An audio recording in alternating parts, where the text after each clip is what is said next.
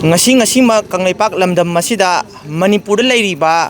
Yelomi khuding maksibu muthakta yaba manba mongda Manipur sarkar amadi India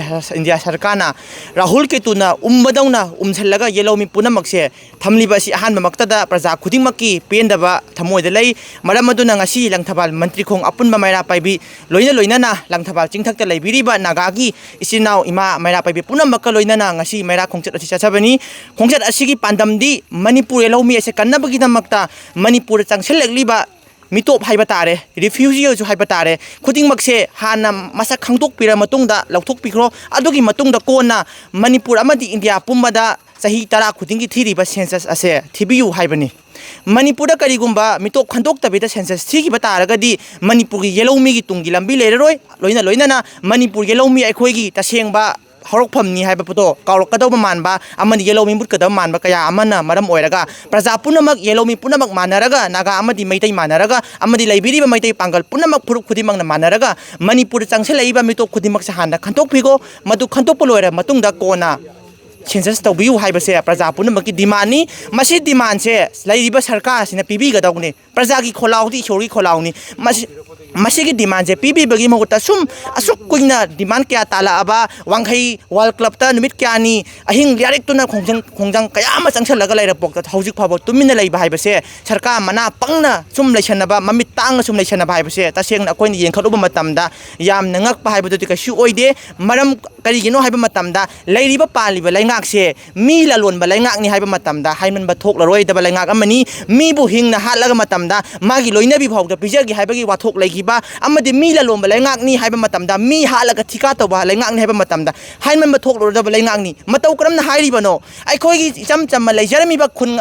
ngak point leiramba nate mahai tamaga leijaramba masagi mathawdang kaya tawga leijaramba thabak tor naha kaya ase lan lakpadagi masagi punsi kanjanabagi damakta maramdam kannabagi damakta nampuda nongmai lakhanbani haiba matamda haiman ma thok roiba nampuda khulai pahallaga masagi maramdam ngaknaba honarakpa matamda ngasidi kaidawre Leiriba laingangnan khulai pai khulai lai haibagi damakta phaba punba jail thammeba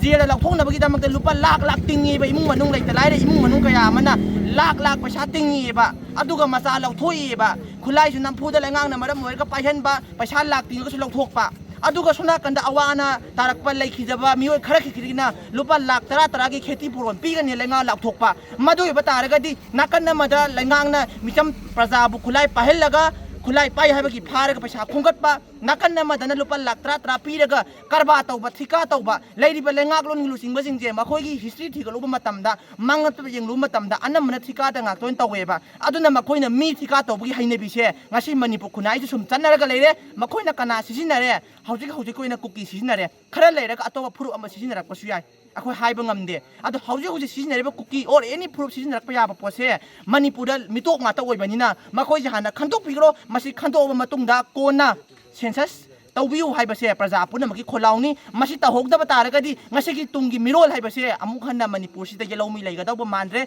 mukhragani haiba matamda hanman bathoklaroi maduna loisalakpada Manipur praja punamaki mafamda print media gi mafamda haijaningi afamdi miyam punamaki pungning chinsinjaraga ngasi ahing nongyaidagi kauriba jf dina changsel leiba pungne phuni pangi banse yum da leiraga tumnaba kauba bannate aikhoina chaksa haijanaba gi tawba bannate aikhoina koiba picnic chanaba bannate masi Manipur gi aroiba upai amakha ngairaba Manipur kanjanabagi aroiba pambaini haibase ai haijaraga masigi pambai oibna maram morga mai paknabagi damakta amana injannaba saunaba leitana akoi lingje chap mana honna minaraga handakki matangda pandam phangdribok changsan minarasi pandam phangnaba changsalakka matamda khara amana nongmagi senmilon soi adu tawi ada tawina pendaba kaya ama phongdokpoi maduda aina haijaningni wafamdi corona matamda tha ani hum yumdagi lockdown thoktabi lagi matamda mioi amata sigide chak chaba ngamdada sigiba paisa leitana sigiba adu mathok thokide aduna Manipur praja punamak lingjen manaba taragadi lana se Manipur da changsalaiba India sarkar amadi Manipur sarkar na Yelomi muthanaba tawriba lana se